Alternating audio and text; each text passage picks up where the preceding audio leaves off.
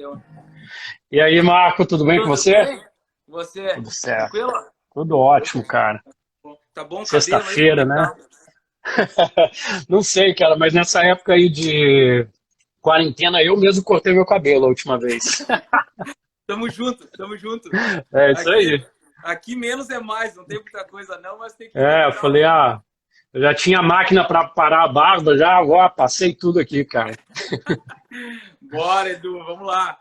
Cara, pô, que bom que você conseguiu aí, a gente conseguiu fazer essa live aí, a galera tá entrando aí. A gente tem Não, 35 fantástico. pessoas. Pô, muito bacana, cara, muito bacana. Obrigado mesmo. Edu tá nos Estados Não, eu Unidos, que depois. agradeço, cara. Pô, legal. Depois você fala um pouquinho, na sequência, fala um pouquinho de você aí, quem você é, enfim, para os nossos seguidores. Eu também falo um pouquinho. Cara, antes disso, a pergunta assim, ó, que mais eu tive no Instagram desde quando eu comecei a falar que a gente ia fazer live com vinho. Qual Hum. que é o vinho Coringa? Qual que é o vinho que eu preciso ter em casa quando chegar uma visita, alguma coisa, eu nunca estou despreparado? Segura essa resposta aí, cara, vai pensando. Te peguei de calça curta agora, né? Vai pensando É, que a pois é. gente que depois até o final da live você fala, beleza? Tá, beleza. A gente lembra e volta nesse assunto aí que é bacana. Show de bola, cara, show de bola. Vamos lá. Edu, fala um pouquinho de você aí, cara. Certo. Bom, meu nome é Eduardo, eu trabalho com vinho, eu era antes da área de finanças, fiz uma mudança grande aí, tem mais ou menos 2 anos, né, na minha vida aí, na minha carreira. Resolvi trabalhar com vinho aqui nos Estados Unidos. Eu moro em Miami, já tem 6 anos. E assim, não é porque as pessoas às vezes falam, que bom, né? Vai trabalhar com o que gosta e tal. Não é que eu não gostava do que eu fazia, eu gostava. Mas o vinho foi uma coisa que foi desenvolvendo uma paixão em mim cada vez mais. E eu falei, poxa, eu tô aqui nos Estados Unidos, tem tanta oportunidade nessa área para aprender e tal, feiras gigantes e, sabe, expressivas, e falei, vou tentar, vamos ver o que que dá. E começou a dar certo. Então, eu estou hoje trabalhando numa importadora de vinhos. É, Além disso, eu tenho uma parceria com um restaurante italiano aqui, e eu dou aulas de vinho, basicamente aulas introdutórias assim ao mundo do vinho. E, além disso, também parceria com alguns chefes, né, que fazem comida, que cozinham e tal. A gente faz eventos privados, assim, de harmonização, né, vinho, comida, isso é muito bacana. Legal, cara, show de bola. Um aviso, pessoal, quem puder e quem quiser, coloque naquela setinha embaixo ali, vai convidando seus amigos. Tem uma setinha embaixo ali, convide seus amigos para a live aí que a gente vai falar bastante coisa legal. Certo? Isso, do lado dos comentários, né, o aviãozinho ali, se você clicar, convida para quem você acha que tem interesse nesse assunto, investimento, vinho e tal, manda, o pessoal entra, é legal. Boa. E assim, ó, bate-papo também. Podem mandar perguntas. É realmente um bate-papo entre a gente aqui. Vão mandando o que vocês tiverem. Inclusive, hoje à tarde estava falando com um amigo, Alamir, deve estar por aí o Alamir. E ele me perguntou o seguinte: a diferença do velho mundo para o novo mundo, dos vinhos, né? Me fala um pouquinho mais disso aí. Boa. Tá, esse é um assunto legal, inclusive para a gente começar o nosso bate-papo, porque se fala muito disso, né? E o que que é o novo mundo, o que que é o velho mundo, né? Vinhos do velho mundo são melhores do que o novo mundo. Assim, eu sempre que começo uma conversa ou até uma aula sobre vinho, eu gosto de dizer que não é bom você ficar colocando muitas regras, assim, porque aí se torna uma coisa chata, sabe? Então, assim, foge um pouco das regras e começa a conhecer você mesmo. Bom, velho mundo, para encurtar a história, basicamente é os países que produzem vinho na Europa. Tá. Então, o vinho começou a ser produzido, a gente não tem nem direito historicamente desde quando. Então, são milhares, não é centenas, é milhares de anos mesmo que o vinho existe. Há indícios que começou na Áustria, enfim, é muito antigo, né? E o Velho Mundo tem aquele toque no vinho de rusticidade, tem uma coisa mais tradicional também, que vem de famílias e gerações, sabe? E o Novo Mundo é fora Europa, então, assim, Argentina, Chile, próprio Brasil, o outro lado lá, Austrália, África do Sul, sabe? Então, tudo que é fora do continente europeu, a gente diz que é Novo Mundo.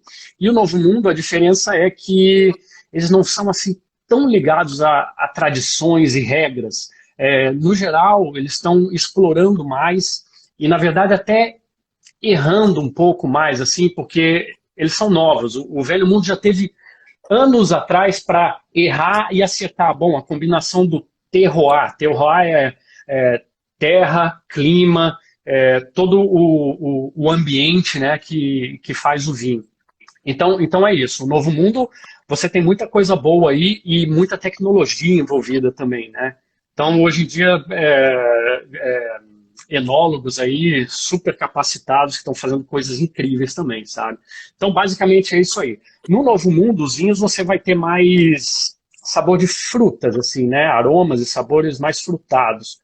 O Velho Mundo, você vai ter um pouco de frutas também, mas você encontra muito mais especiarias, assim, uma complexidade bem forte. Então, essas duas são basicamente a diferença geográfica e a diferença das características do vinho. Isso principalmente por causa do clima. Pô, legal. Até porque, assim, uma vinícola que tem 50 anos, ela fez 50 safras de vinho, é isso, né? Ou seja, não é tanta coisa, né? Você pega outras vinícolas que têm muito mais tempo, elas estão muito mais rodadas, né? É, Conseguem saber o que é melhor. como eu te digo, vem de geração, então de famílias onde o cara hoje em dia que produz o vinho, o dono da vinícola, poxa, o avô, o bisavô dele era o dono e produzia vinho lá, sabe? Então é uma coisa velha mesmo, é antiga.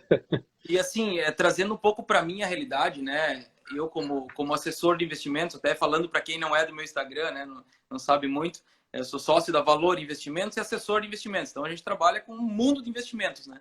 E para nós também existe esse velho mundo e novo mundo, né? O Brasil faz parte do novo mundo, né? A partir da crise ali 2009, a XP, principalmente, a corretora a qual eu represento, ela foi para fora ver o que dava certo. E no mundo inteiro são as plataformas abertas. Você está morando nos Estados Unidos, né, Edu, sabe como é que é? Isso. Ali é Uhum. Charles Schwab, essas corretoras com plataformas abertas, e a XP trouxe isso para o Brasil. Então, o que aí, né, ou na Europa funciona há muito tempo, a gente tem muito pouco tempo disso, tem 20 anos apenas. E é isso, né? Começa num lugar e vem vindo para os outros. Bem legal esse. Uma relação até parecida mesmo, né? E assim, a gente tem um mercado de negociação de investimentos. Eu sei que você gosta de investimentos também, conhece, né? Existe isso no mercado de vinho? Um mercado de negociação de vinho, algo assim? Leilão, sei lá, o que poderia ser? Sim, isso também é curioso, sim, porque o vinho cada vez mais vem se tornando interessante para um grupo maior de pessoas, independente de classe também, porque você tem várias categorias de preço, né? E a parte existem leilões de vinhos também, né? Principalmente vinhos que são raros, assim. Existe falsificação de vinho também, então, né, tem muita... tem alguns truques para você saber se o vinho é falsificado ou não. Aqueles vinhos, digo, bem de um valor agregado muito mais alto, mas leilões você vê aí, pela própria internet, você consegue acessar e ver por alguns sites até famosos em leilão. E outra coisa curiosa é um exemplo bem interessante, assim. Tem uma vinícola, uma das mais famosas do mundo, lá da França, talvez muita gente aí conheça, que esteja nos vendo, chama Chateau Petrus. Essa vinícola, ela é pequena, a produção dela é pequena, mas ela ficou muito famosa pela qualidade dos vinhos devido ao solo dela. É uma coisa diferenciada, um solo argiloso, uma argila cinza, azulada, é um troço bem exótico e incomum. E isso produz vinhos assim fantásticos que agradam praticamente todo mundo, sabe? Além do nome que já se fez nisso. E a Chateau Petrus tem uma produção, se não me engano, aí, não sei se é 30 e poucos mil garrafas por ano, ou 40 mil, é mais ou menos por aí. E essa produção deles já é vendida antes deles produzirem o vinho, antes de engarrafar, ou seja, 99% da produção da Petrus já é vendida antes para grandes investidores, enfim, via contrato e tudo mais. E 1% são os vinhos que vão ficar para a família, então, para os donos e tal, né? Ou seja, para eles deixarem lá. E muita gente usa isso como investimento. A pessoa, às vezes, vamos lá, eu compro lá um lote de vinhos da Petrus da safra 2020, tá? Aí, ok, eu recebo o contrato, pago lá, e talvez eu nunca veja esse vinho, porque ele vai ficar guardado lá na Petrus. E eu posso negociar isso para frente, entendeu? Então, eu acho que isso faz uma relação boa com o Então, investimento aí. mercado futuro, investimentos, IPO, tem muita relação, sim. Eu acho que aproveitando já que você está nos Estados Unidos, dois amigos perguntaram essa semana falaram sobre a mesma questão. O próprio Alamir, que eu já falei aí, e o Marcos Giombelli também falaram sobre Napa Valley. Que você conhece aí pessoalmente? Como é que você já foi ali? Conheço, foi no início quando eu cheguei aqui, eu já quis logo ir para Napa, até Legal. porque eu era louco para conhecer São Francisco, né? Nunca tinha ido. E você, uma vez estando em São Francisco, lá é muito fácil. Você pega um carro, é muito perto, né? Napa Valley. Na época eu não mexia com vinho, eu só era um entusiasta. Gosto, aprecio os vinhos de Napa Valley, mas é aquela pegada Novo Mundo assim, e Califórnia é uma região muito quente, né?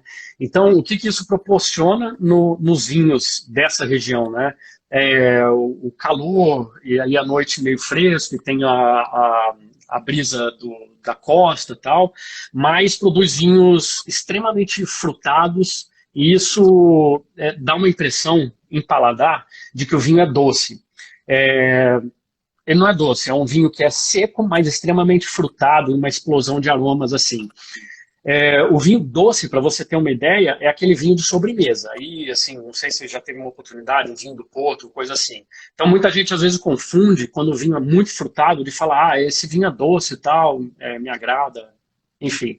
Mas a característica do Napa Valley é isso. E eles são novo mundo, e assim, Estados Unidos, né, meu amigo, é extremamente capitalismo na veia. Ali, assim, você chega para o turismo, para conhecer a vinícola, vamos lá, que é fase 1, 2, senta aqui, prova o vinho, quantos você quer, tchau, já entra outra turma, né? Então, Legal. isso foi uma diferença que eu senti. Eu entendo, né, a questão de cultura e perfil, do que você ir visitar uma vinícola, poxa, no interior da França, por exemplo, sabe? Você muitas vezes é recebido pela própria família, o cara te acolhe ali, conta a história da vinícola, enfim. Tem mais ou menos uma pegada diferente aí. Não é É, ruim, não é bom, entendeu? Estou só falando a grande diferença que me marcou, assim. claro. Até isso foi uma coisa que eu percebi quando eu fui para. A minha esposa morou em Porto, ficou em Porto lá em Hum, 2010, faz algum tempo já. E a gente foi lá em Vila Nova de Gaia, do lado, né, que tem muitas vinícolas. E lá o passeio é uma aventura, né? Você fica lá horas lá e realmente eles dão muito valor para isso, né? Dão muito valor pelo passeio, pela cultura, por contar a história, né? Então essa é é uma isso, coisa bem grande. isso é interessante. Falando nisso, olha o vinho que eu tô tomando aqui. Ah, cara, que legal. Meu sobrenome, ó. É vinícola tua lá em Portugal, não? Pô, quem dera. Eu vou bater na porta desses caras qualquer hora ali e falar, ô, família, tal. Boa. Explicando, é uma Muito bom. vinícola de Borba lá em Portugal, lá, né? Legal. Uma coisa que a gente sempre fala é sobre o que o vinho tem feito, né? Ultimamente, há muito tempo, enfim, faz, que é trazer essa... Além da harmonização com comida, que se a gente falar sobre isso, a gente faz uma live só sobre isso, né? Acho que Uhum. não é o caso, a gente se aprofunda muito, mas a harmonização social que isso traz, né? De juntar pessoas, amigos, enfim. Fala um pouquinho disso pra gente aí. Isso é muito interessante. Inclusive ontem, bom, as coisas aqui em Miami estão começando a abrir agora, tal. Ontem eu encontrei com uns amigos lá, tudo cumprindo as regras, né, tal, mas enfim. E um deles estava conversando, né? Poxa, eu gosto de vinho, aprecio, não conheço muito, mas gosto. E para mim é muito importante, porque eu tenho que muitos dos meus clientes são apreciadores de vinho, então quando a gente sai ou para um almoço de negócios, um jantar, tal, pô, o assunto que sempre vem na mesa é falar sobre vinho.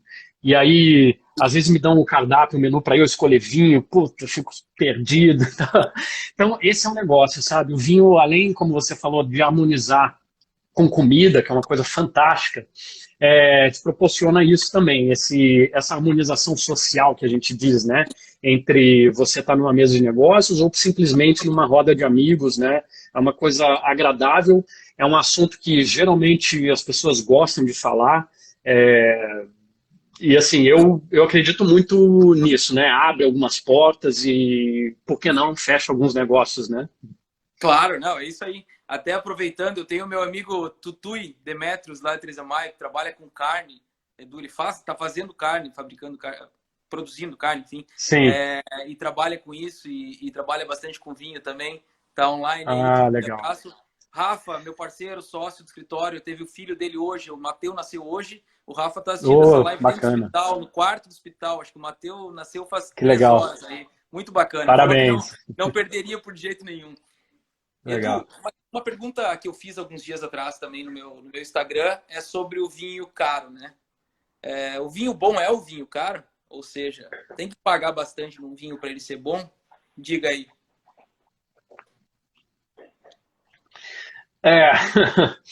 Olha, muita gente gosta de beber rótulo e não dá muito valor assim pro vinho que está dentro, né?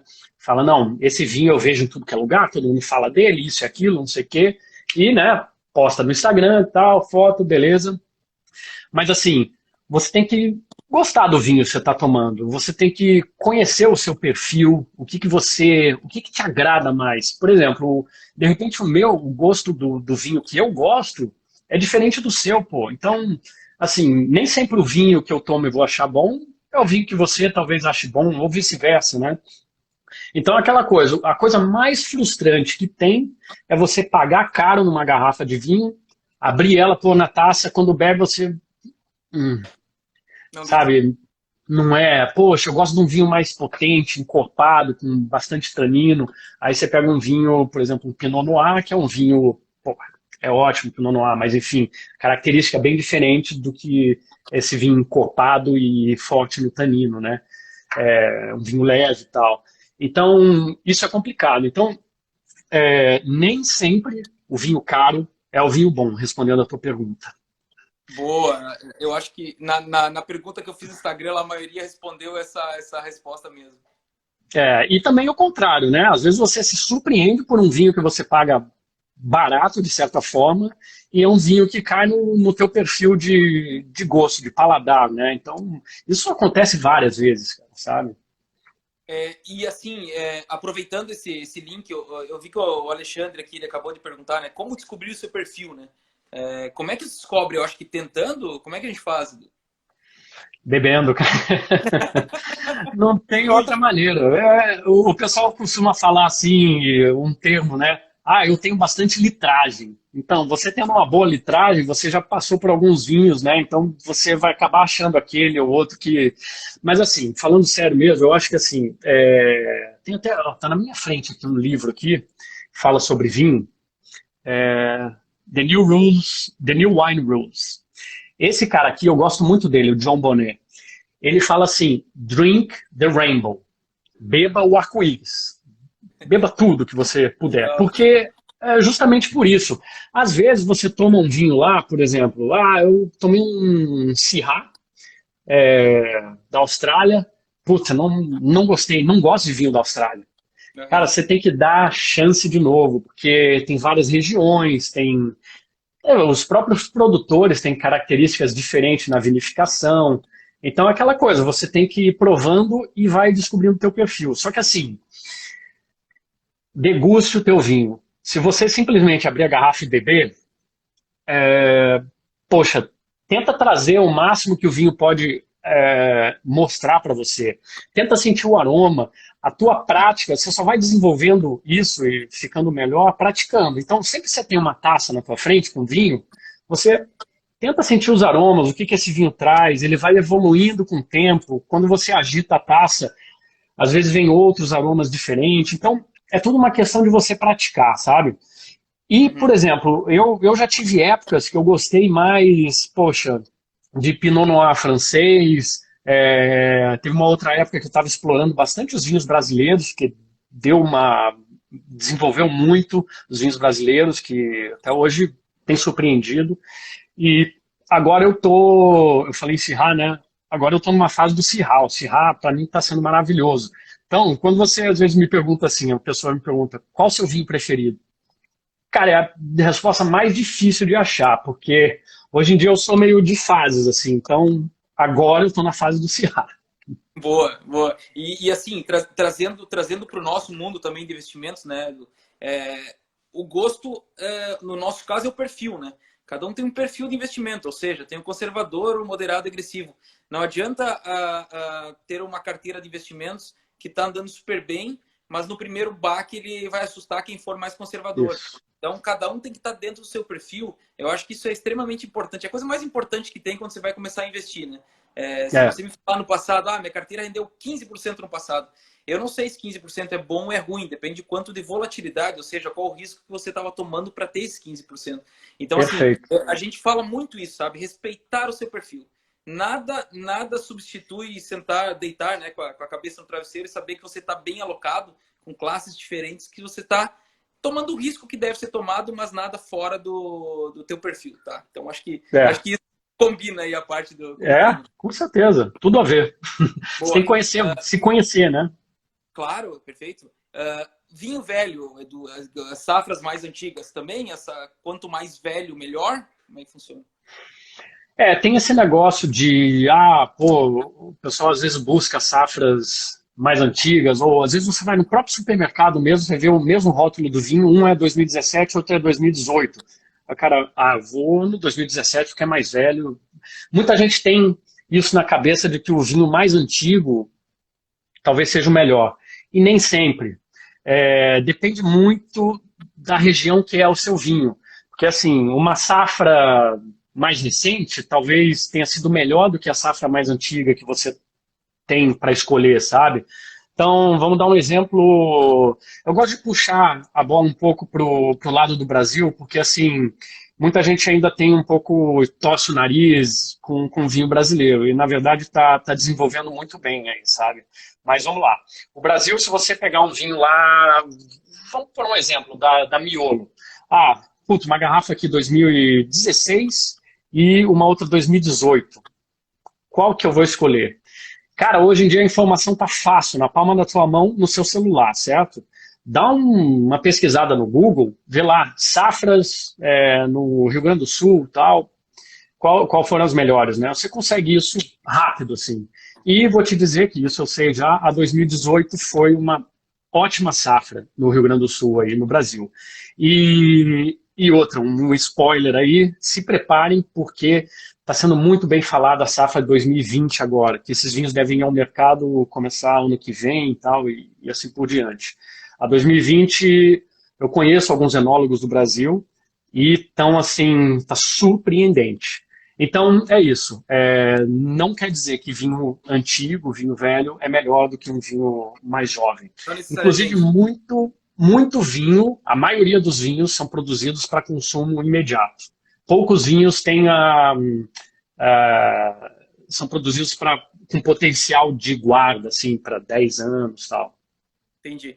Me diz uma coisa, Edu, assim, eu tenho muita dúvida quando eu vou comprar um vinho, seja no supermercado ou em qualquer outro lugar, porque a quantidade de rótulo é absurda, né? Se você não conhece muito bem, você fica tonto, perdido de tantos rótulos que tem lá. Então, assim, o que você fala para um cara que tem um conhecimento médio, enfim, sobre vinhos, o que escolher? Se fosse escolher, sei lá, 3 vinhos, Melhor, vamos fazer uma analogia aqui. Qual seria o vinho lá, o renda fixa, o vinho multimercado, que seja o do meio, e o renda variável, que seja aquele que seja um pouco mais ousado, assim. O que tu me diz sobre isso? Sei. Faz essa analogia aí. Essa eu estava aguardando mais para o final pela pergunta que você fez, o vinho Coringa para você ter, assim. Mas vamos lá. Ó, eu primeiro acho que é importante até colocar uma dica aí de você hoje vai num supermercado ou numa loja especializada em vinho e você se depara com uma gôndola gigantesca com cacetada de vinho, né? Então, bom, primeiramente você deve saber o que você vai querer, né? Um tinto, um branco, um rosé ou um espumante, né? E uma dica boa, porque nesses lugares, geralmente assim, para vender e ressaltar, eles jogam a luz em cima do vinho. A luz, seja natural ou artificial, é uma grande inimiga do vinho. Com muito tempo ali, o vinho pode oxidar, sabe? Pode dar problema no teu vinho. Então, uma dica de ouro aí é você, tem aquela fileira de vinho assim, eles estão de pé, você pega lá atrás, tá? Não pega a primeira garrafa, não. Pega lá atrás que ele está mais protegido da luz. Então esse já é um bom passo para você não pegar um vinho talvez que esteja com alguma falha, né? Algum defeito.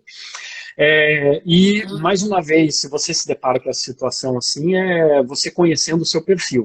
Agora, vou fazer um jantar na minha casa, tenho convidados e tal. Aí estou na frente daqueles 1000 garrafas de vinho, né?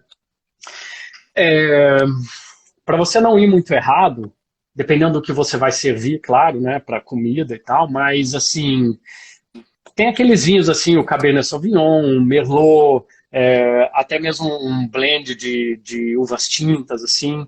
É um vinho que geralmente agrada a maioria dos paladares, sabe? Agora, se você tá com uma comida específica tal e fala, eu não faço ideia qual vinho levar. Um vinho que é coringa para harmonização é espumante, o espumante Brut. Tá aí. Brut é o que não é doce, tá? Então, o Brut ele vai vir com praticamente tudo, inclusive com sobremesa. Inclusive com um drink de entrada, assim, sabe? Então, assim, sem comida, com comida, em casa, na praia, na piscina, o espumante é o vinho que, assim, vai bem com tudo. Esse é o Coringa.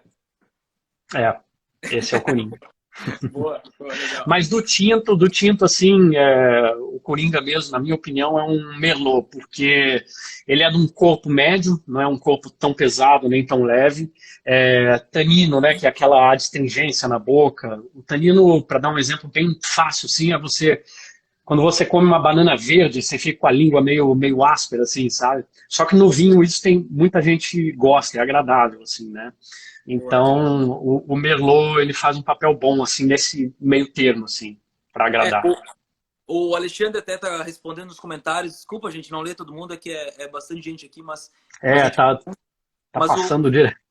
eu vou fazer uma depois do Rodolfo aqui, que eu já segurei a tua aí, Rodolfo. Eu vi que você perguntou, mas o Alexandre falou sobre perguntar, claro, para os sommeliers que tem nos mercados. Hum. Lá no. Ele mora em Luxemburgo, né? Lá ele falou que tem em todos os mercados. Aqui no Brasil eu sei que tem também, Curitiba tem, Porto Alegre eu sei que também tem. É uma boa dica também, né? O sommelier, tanto no supermercado, ou numa loja de vinho, ou num restaurante, principalmente, é o cara que vai te dar a informação do vinho, ele conhece, ele tem que conhecer os vinhos que são vendidos ali. Então, assim, o cara que é bom, ele não vai chegar. Você chega assim, eu quero um vinho tinto. Não, então leva esse aqui, não sei o quê. Não. O cara que você pode dizer assim, pô, confio nesse cara. É um que vai falar, bom, você vai servir o vinho com alguma refeição? Como que você quer tomar esse vinho? Ou você quer um vinho para guardar por um tempo? Sabe, aí sim, aí ele vai pegando informações suas para te dar um vinho que, assim, vai te agradar provavelmente. Então, boa, essa o Alexandre falar aí que o sommelier ajuda muito.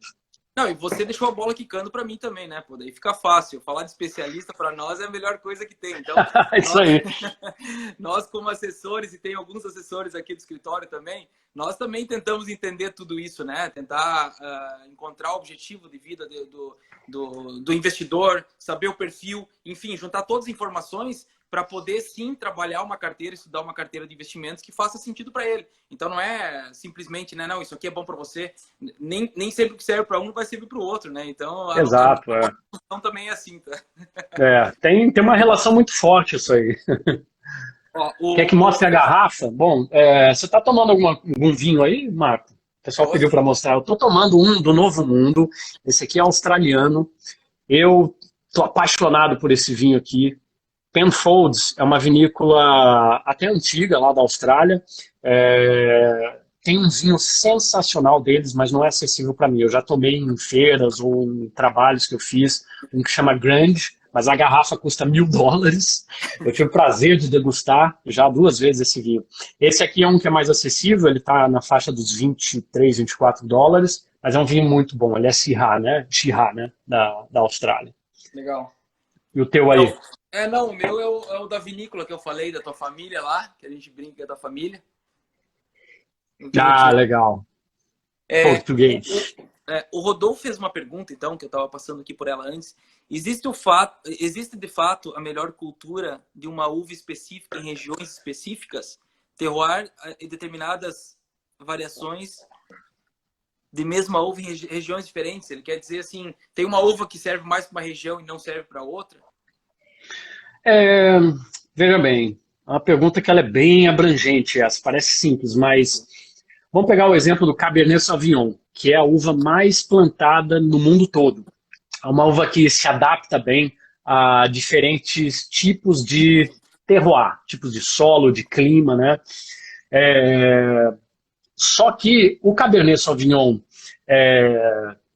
do sul do Brasil aqui vai ser diferente do Cabernet Sauvignon cultivado lá aqui nos Estados Unidos, na Califórnia, por exemplo.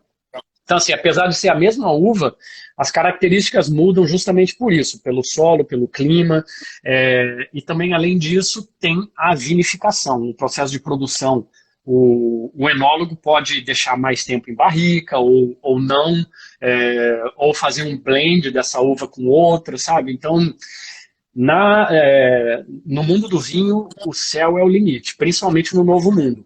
O Velho Mundo você tem umas regras em algumas regiões para você seguir, e tem que Ah, seguir.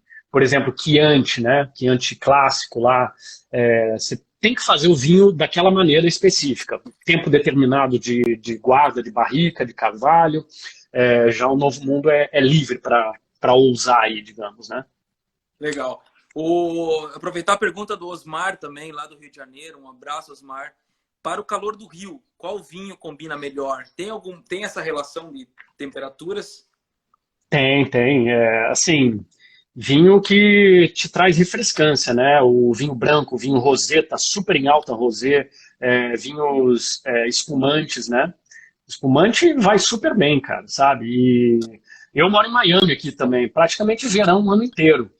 Eu amo vinho tinto, mas quando eu tô em outdoor, assim, um local aberto, fora, poxa, é difícil durante o dia, às vezes até à noite, você tomar um vinho tinto. Então eu busco mais o vinho mais fresco, são esses, né? Não, legal. Tem uma dúvida que eu sempre tenho em relação à tampa, né? A cortiça ou a rosqueada. Qual a diferença? Ah, boa. Eu sabia que essa pergunta ia vir, né? Porque sempre vem. Então, eu peguei um material que eu tenho aqui, que Veio eu de levo mim, para as veio minhas de mim. aulas. Cara, hoje você sabe que ainda tem bastante preconceito com o tipo de tampa, de fechamento, né, da garrafa. Sim. A de cortiça, que é, digamos, a tradicional, assim, ela é um material de uma árvore que chama sobreiro, que inclusive é de Portugal, essa árvore, e ele passa micropartículas de oxigênio.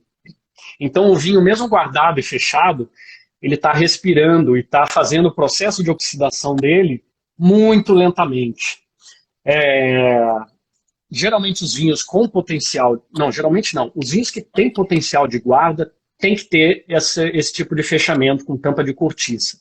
Tá. Existe essa outra aqui, que é a rolha sintética, é tipo uma borracha, tá? E olha só, esse vinho aqui é um vinho, uma cortiça, uma rolha de sintética de uma marca super famosa espanhola. O vinho é bom.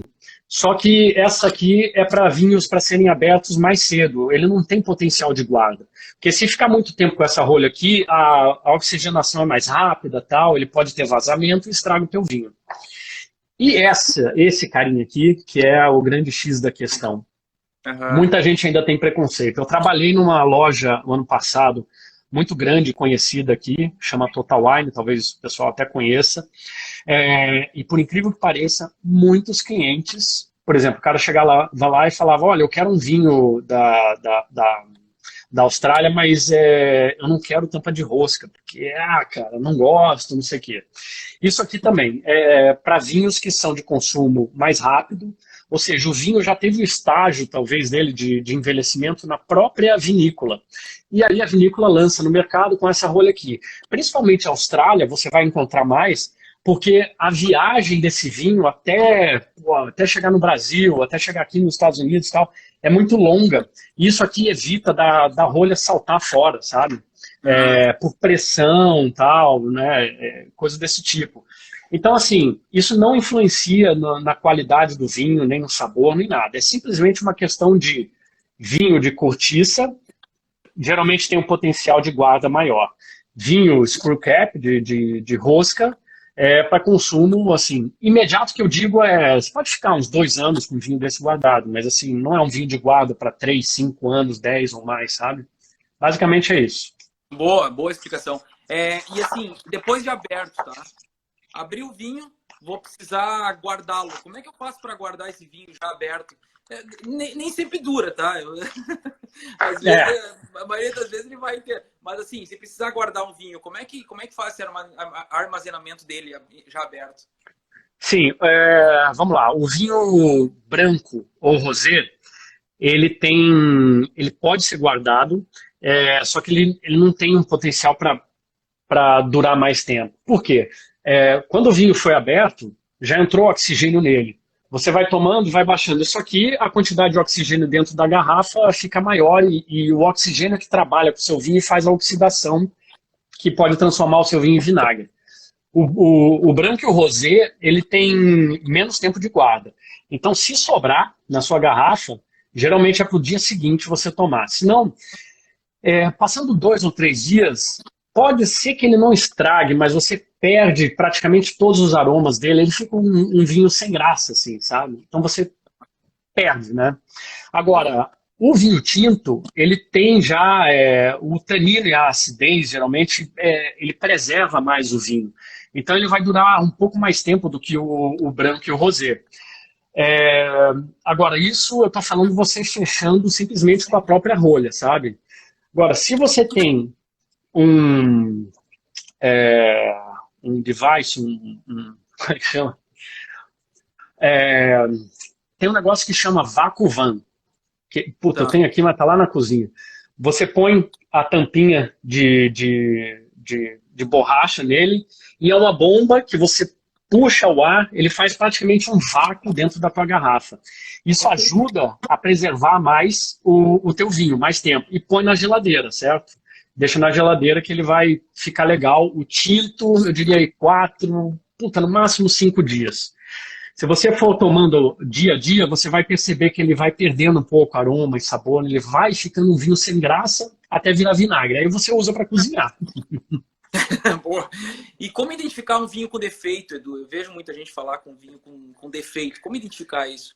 Certo, o vinho com defeito, geralmente ele já está oxidado e tal. Isso acontece às vezes por um defeito na rolha e tal. Você vai identificar ele como?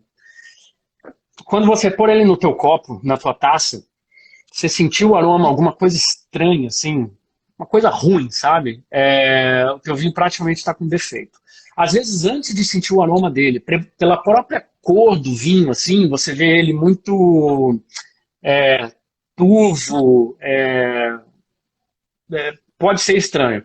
Mas assim, eu não estou dizendo isso, não estou generalizando, estou falando alguns exemplos, porque o vinho turvo também pode ser um vinho que não é filtrado, sabe? Então, é isso. Primeiro na cor, se ele tiver turvo e com uma cor meio esquisita, você sente o cheiro. Se tiver um aroma também desagradável, papelão molhado, às vezes te traz um aroma muito forte de suor de cavalo, de estrebaria que falam. Por incrível que pareça, assim, cachorro molhado. Cara, isso não é agradável, então o teu vinho tá estragado. Se você estiver num restaurante, chama o sommelier, chama o garçom, o gerente, fala, ó, amigo, isso aqui, com a maior educação, claro, né? Me parece que ele tá com defeito esse vinho. Às vezes é uma questão de armazenagem ou do próprio transporte, sabe, do vinho. Isso acontece. Que legal, cara. Eu tô vendo um pouquinho das perguntas aqui que a gente passou um pouco rápido. Eu tô vendo um monte de colegas aí, poxa, queria dar um oi, muito obrigado pela participação. Poxa, gente, ó, que legal mesmo. Uns sommeliers aqui, num grupo que eu tenho, muito legal. Que bacana, cara. Ó, deixa eu ver. Comprar. O pessoal tá falando aqui das vinícolas brasileiras também. Uns gostam um pouco mais, outros nem tanto. O Álvaro Simenato, abraço, Álvaro. Estou Pô, Marco, tomando. enquanto você vê aí, eu vou falar uma coisa, já que você tocou no assunto Claro. vinícola brasileira. Cara, eu gostaria de desafiar quem ainda tem, digamos, um preconceito com vinho brasileiro. Olha, a gente teve recentemente, semana passada, um espumante da Casa Valduga que ganhou como o melhor espumante do mundo. Num festival não, num evento em Paris, na França. Então, cara, isso é um indício de que a nossa produção de vinho, a nossa aí do Brasil, tá assim num caminho certo, cara, sabe? E eu tenho provado alguns vinhos assim realmente surpreendentes. É difícil eu achar aqui esses vinhos, mas quando eu vou para o Brasil eu trago alguns. Eu já pus em blind tasting, degustação às cegas, e olha, o pessoal ficou surpreso, assim, bateu vinhos aí argentino e até franceses. E quais as regiões do Brasil que tem os melhores? Rio Grande do Sul, eu acho que, obviamente, né? Ah, Rio Grande do Sul é demais. Santa Catarina tá assim também com coisas fantásticas, inclusive produzindo uma vinícola aí chama Pericó, produz ice wine, que é uma coisa que eu não tinha visto fora do Canadá. Depois procura, a gente não pode entrar muito no detalhe, senão a gente perde aqui o fio da meada. Mas assim, o que eu quero dizer é isso: quebrem essa barreira, se desafiem e pegam alguns vinhos legais aí brasileiros para provar. Tenho certeza que vai surpreender. Pô, legal. Fala só o teu Instagram aí, Edu, antes da gente. Assim, é O o show. arroba Vinho Show. Vinho Legal. Show. Ó, outra pergunta aqui que eu tinha também, acabei esquecendo, que o Alamir fez aqui também. A taça é importante. É isso mesmo, né? A taça é importante. Olha, como eu disse no começo, eu não gosto de pôr muita regra no vinho, porque senão você fica aquele enochato, né? Então, assim, o legal é Boa. você ter um ambiente legal, tomar teu vinho e curtir o momento. A taça, hoje em dia no mercado tem diversos formatos, tá? Uma taça mais adequada para um determinado vinho e tal, ela vai te proporcionar, talvez assim, te dar mais sensação dos aromas, coisa do tipo, sabe? Por exemplo, para um vinho tinto, mais encorpado, é legal ter uma taça com essa parte aqui grande, né? Por quê? Porque o contato com o oxigênio aqui fica maior e isso te traz os aromas mais legais. Você vê que ela dá uma fechada aqui, justamente para você enfiar o nariz aqui e sentir bem o cheiro, né? E nisso aqui, essa troca do oxigênio com o líquido, o vinho vai evoluindo na sua taça. Então, é uma coisa fantástica. Ó, faz o quê? Mais de meia hora, 40 minutos que a gente está aqui já está trazendo outras coisas para mim. Então, isso é legal, o vinho vai evoluindo. Essa aqui é a minha primeira ainda, né? Quero chegar nesse nível aí, de sentir o cheiro, sentir o gosto diferente. Vamos praticar. Esse vinho aqui, cara, ele é um Syrah australiano, como eu falei, ele traz bastante ameixa, até um pouco de toque de chocolate. É super interessante. Quando você vai praticando, você vai pegando sabe, esse negócio de sentir os aromas, depois na boca o sabor, é muito legal. Outra pergunta, eu vi em vários vídeos que o pessoal, alguns usam, outros não, o decanter. Qual a importância de usar o decanter para os vinhos e se tem algum que seja mais importante usar o decanter ou não? Né? Sim, boa pergunta. O decanter hoje também virou um artigo muito luxuoso, né? É bacana assim e tal. Mas o decanter tem duas funções. Uma que é justamente decantar o vinho.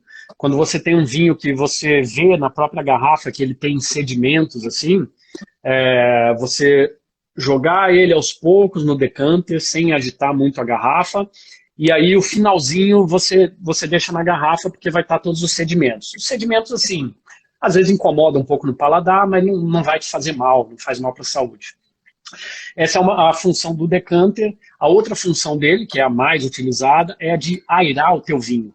Justamente a gente fala de abrir os aromas, abrir os sabores.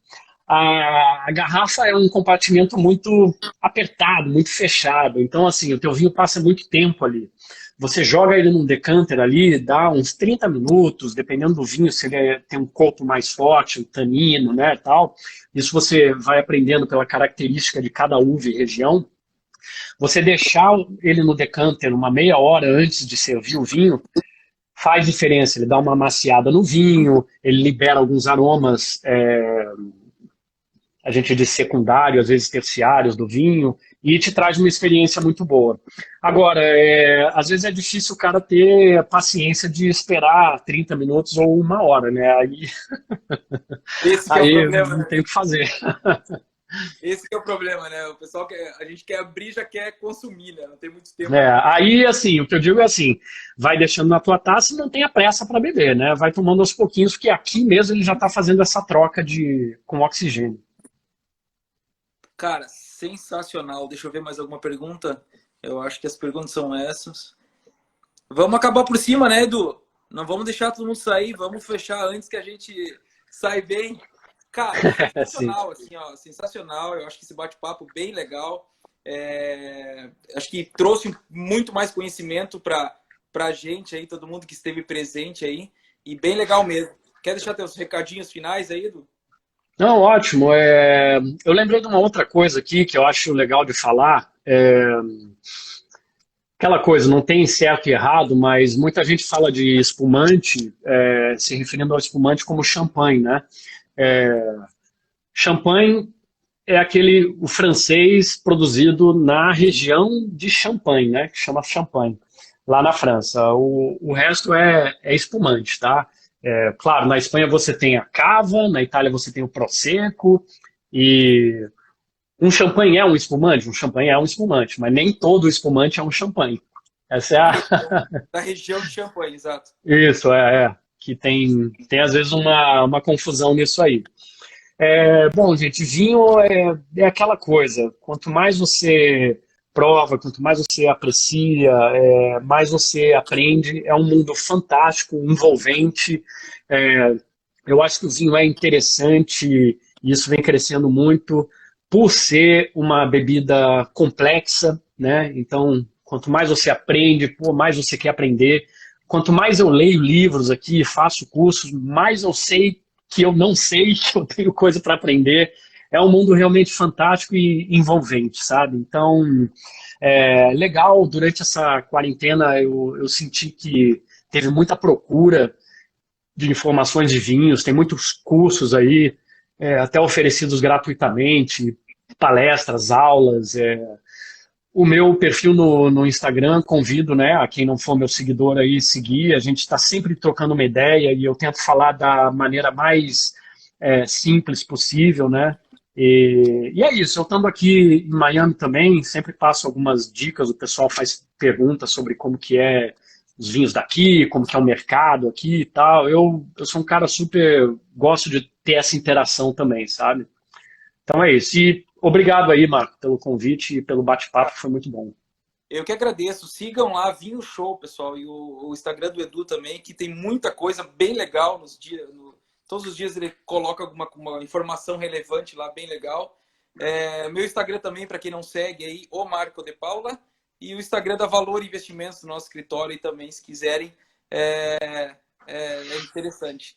Certo, pessoal? Acho que agradecemos todo mundo, né, Edu? Acho que agradecemos todo mundo que esteve até agora aí. E até Sim, o próximo maravilha. papo aí. Fiquei muito feliz aqui. A gente teve quase 80 pessoas, uma hora aqui, e umas perguntas legais. Eu queria ter tido tempo de dar uma olhada, mas, poxa, subiu muito rápido aqui. Eu tentei rodar aqui, mas também foi ruim. Mas bacana. Só de ver esses coraçõezinhos aqui pulando é muito gratificante, é legal. Bom saber que a gente bateu um papo bom que foi produtivo. Maravilha, Edu. Obrigadão aí de novo, tá? E nos vemos na próxima aí. Valeu, valeu, pessoal. Valeu, Obrigado. pessoal. Obrigado. Até a próxima. Valeu. Saúde. Saúde. Deixa eu pegar o meu aqui. Saúde.